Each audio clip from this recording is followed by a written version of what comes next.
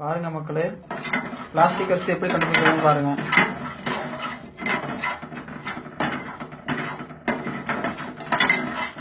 அரிசினா எப்படி ஆகும்?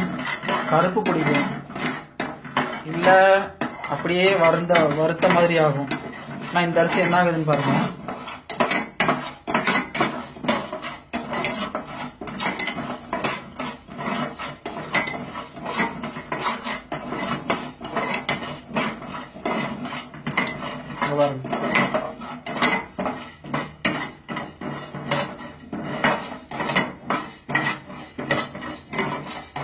பாத்தீங்களா, எல்லாம் ஒன்னா சேருதா, எல்லாம் உருகிருச்சு, அப்படியே கருங்கருன்னு ஆயிருச்சு.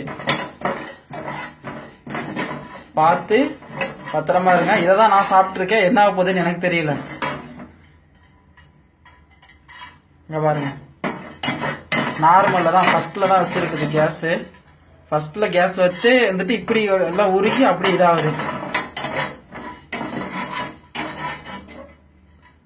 இங்க பாருங்க, அரிசி வந்துட்டு மெல்ட் ஆகுது, அப்படியே மெல்ட் ஆயிருக்காங்க பாருங்க. அந்த ஆப்பைய பாருங்க, அந்த கரண்டியை பார்த்தா தெரியும் உங்களுக்கு. அப்படியே மெல்ட் ஆகுது. அந்த பாத்திரத்தை பாருங்க, அந்த பாத்திரம் என்ன இருக்குதுன்ட்டு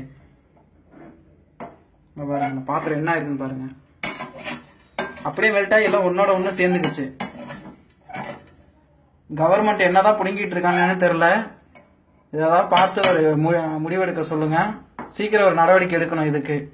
இல்லைனாக்க கவர்மெண்ட் எதிர்த்து போராட நிலைமை கூட வரும்.